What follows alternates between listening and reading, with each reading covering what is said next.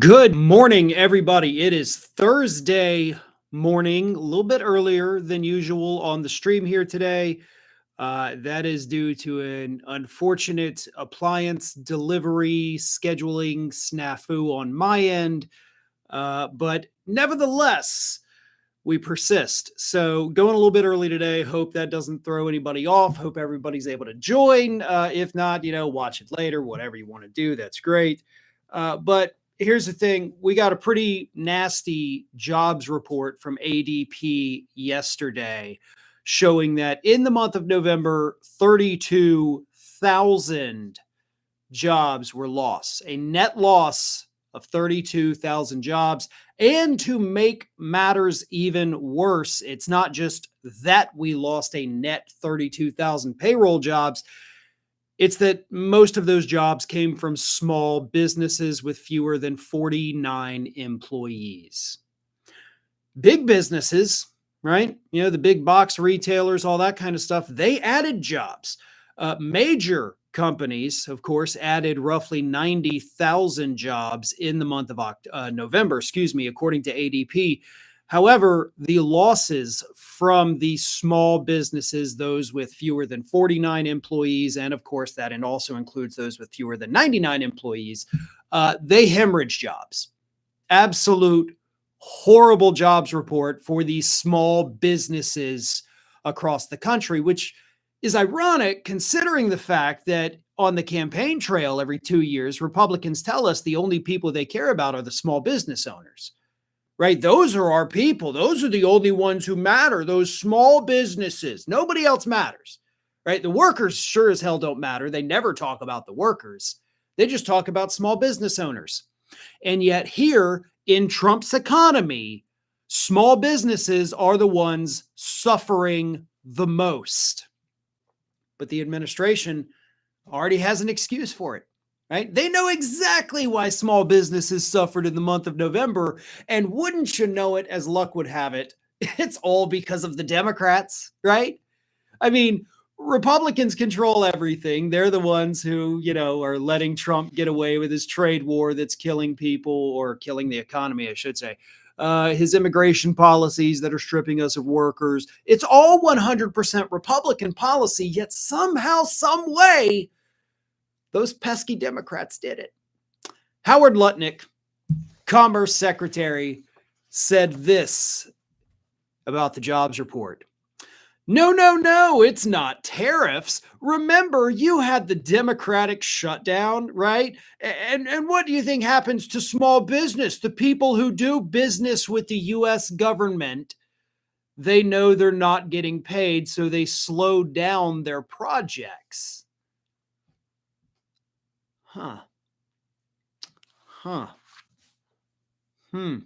Right? We all know when we talk about government contractors, the groups who go out there and do all the work for the federal government. Obviously, that's mom and pop businesses. Your little local mom and pop making your missiles and your airplanes for the military, right? We all have a corner store run by Mr. Jenkins, who's been there for 50 years. He's making bombs and missiles. And when the government shuts down, he doesn't get paid. He can't pay the a couple of teenagers he's got working in the little store. No, that's not a fucking thing. This is how pathetic this damn administration has become. Like, well, small businesses are the biggest government contractors. You would have to have the IQ of a rock in order to buy this. Hell, you'd have to have the IQ of a rock in order to say this, which is exactly what Howard Lutnick said. Small businesses are our main government contractors, right? It's not Amazon who does all the, cloud and everything for them. It's not Tesla and SpaceX. No, it's the small businesses. The mom and pop Boeing around the corner. Jesus, he's not done either. He says more stupid crap here. Remember, as you deport people, that's going to suppress private job numbers of small businesses. Okay, so now you're already like, well, they're not actually the government contractor. It's actually our deportation policies killing these folks. But they'll rebalance and they'll regrow. So I think this is just a near-term event, and you'll see as the numbers come through over the next couple of months, you'll see that all pass. No, we won't, because the jobs reports are getting worse by the month. This is not an anomaly. This is not just a one-off like, okay, we had a really bad month, but don't worry, the previous months were great. The next few months are going to be great. Those aren't things that have happened, okay? The jobs reports continue to get worse.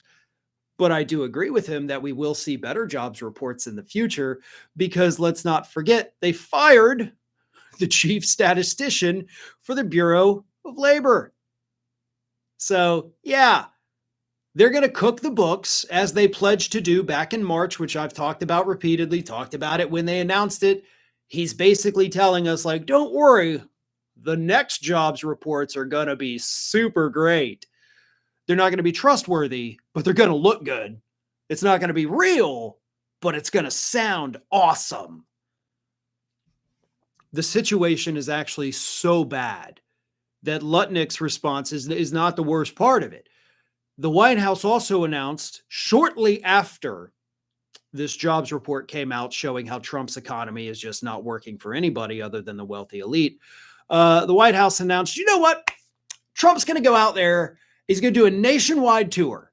Okay. This elderly man who can't even stand up when taking questions from reporters, he only does it from behind a table now. He's going to go out on a nationwide tour and sell his policies to the voters. And it starts next Tuesday, right? This isn't something they're like, yeah, in a couple months. No, they're like, oh crap, things are bad. We're getting our butts kicked. We got to get out there right now.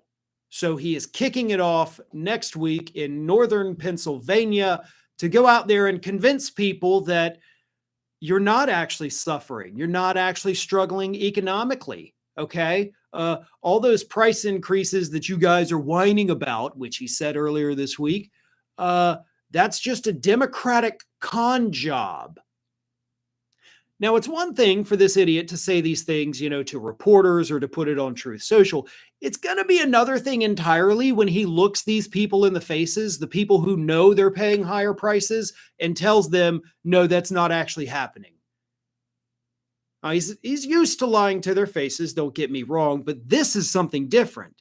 This is something that even those MAGA freaks who are going to show up at these rallies, which I promise you, we're going to see a record of the fewest number of people showing up at Trump events because of this. I guarantee you we will see that starting next week. But he's going to look at these people who actually know the truth about this issue and lie to their faces. And I can't wait to see how they respond.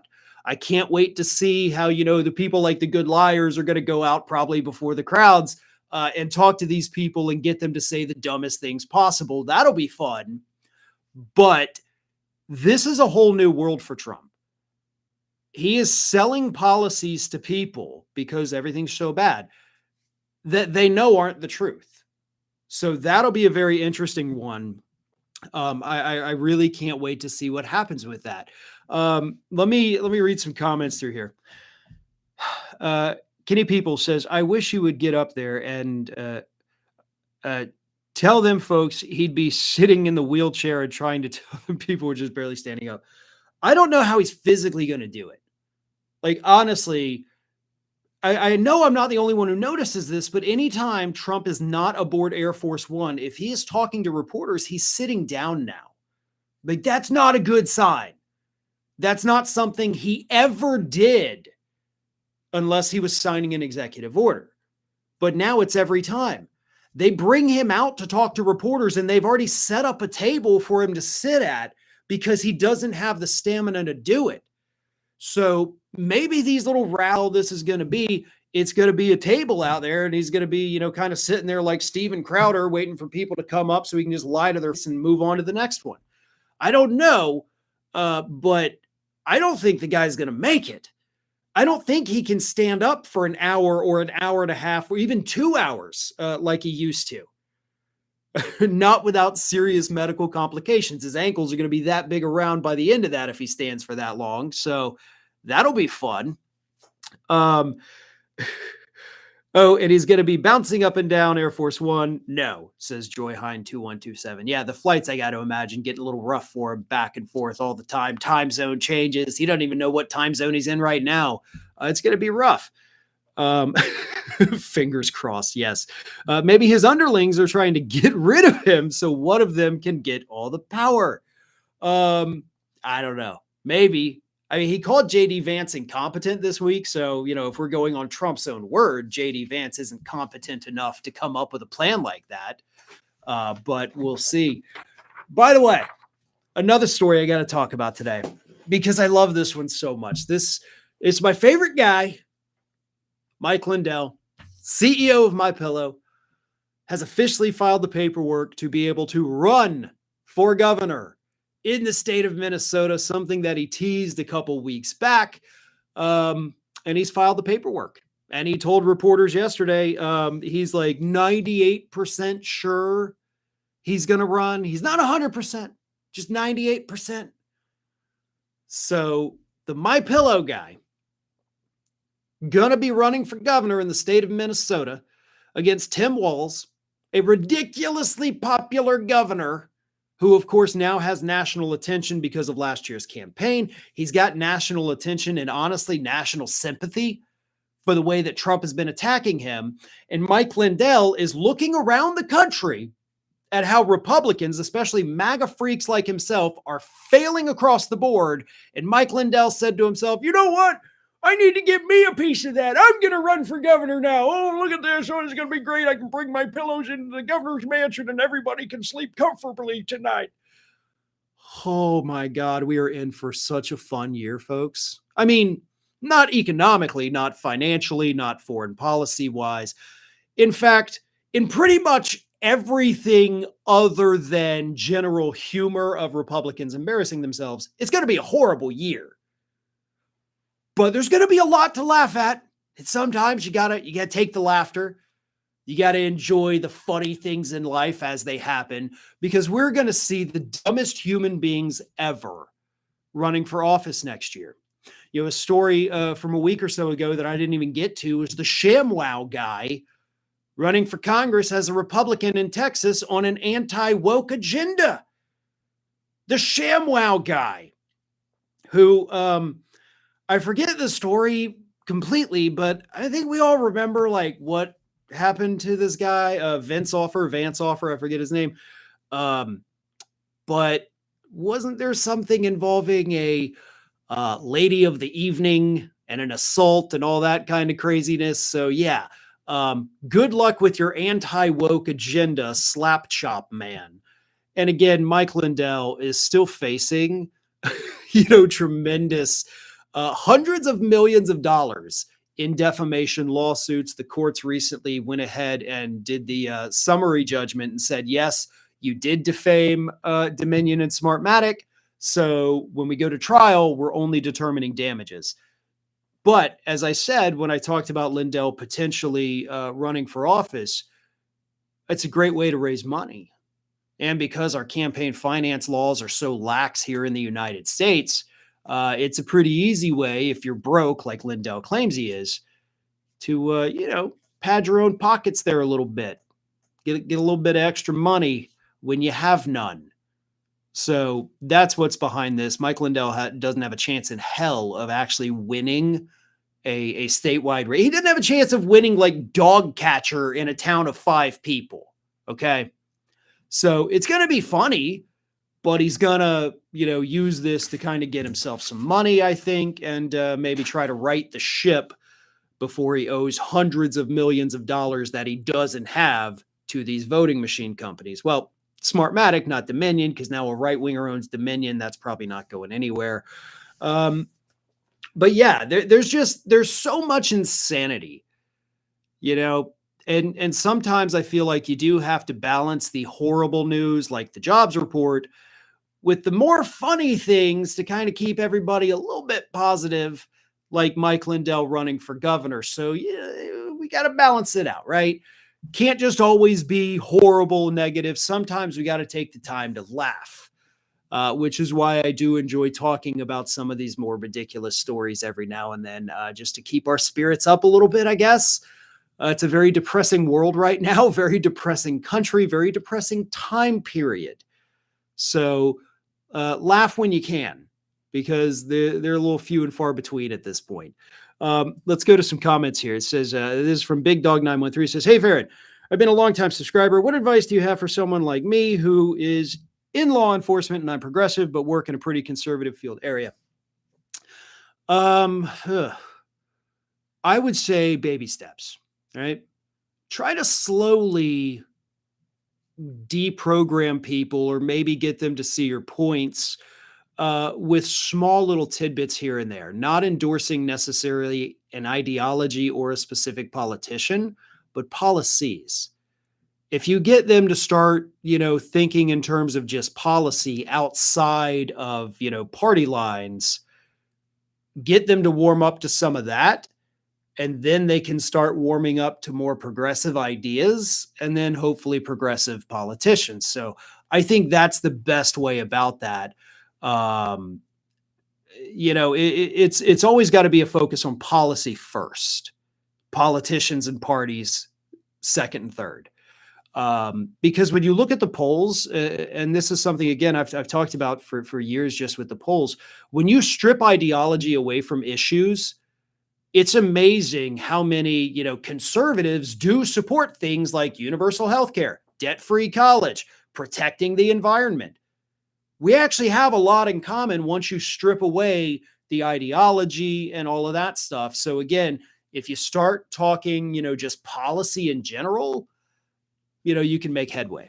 Unless, of course, there's just a bunch of racists, and, then steer clear of those folks. Devil Bunny X says, I believe this is our opportunity to rebuild the government into something that works for everyone and also protects our planet. It is up to us to make this happen. Our future depends on it. Brilliantly said. It's up to us, because this is the one thing that I get so annoyed about, with each cycle, and everybody's like, these politicians, they're all terrible. Throw all the bums out. And then they go to the polls and they vote for the same person that they've been voting for 20 years. At that point, it's on you. You keep picking the bad people. You say you can't stand any of these folks, yet here you go voting for the same people every 2 years. If the voters don't own up to that, if the voters themselves don't say, like, okay, I have to change my ways, then nothing ever changes. But it's on the voters. And a lot of that involves getting out there and voting in the primaries. That is going to be crucial for this upcoming year. Vote in the primaries, folks. Do not sit those out. Those are equally as important as the general elections. Back Bay Boogeyman says, people have the brains of short-term memory goldfish. I agree. 100%. People have very short-term memories, and what's happening today in politics, 3 months from now, it's not going to be a factor, because they've already moved on or they've stopped caring. And always in hindsight, things don't quite look as bad as they do in the moment, right? Your brain has time to rationalize it, to justify some of these horrible things that have happened. And so that's the problem. That's why we typically see even hugely unpopular presidents like George W. Bush. They can leave office with like a negative approval rating. Everybody hates them. And then 2 years later, people look back and like, well, we see it all the time right now. Videos going around about George W. Bush. Like, hey, at least he was a fun guy. No, it wasn't fun at the time. Absolutely was not. We still had the same level of economic destruction we have right now, just in different forms.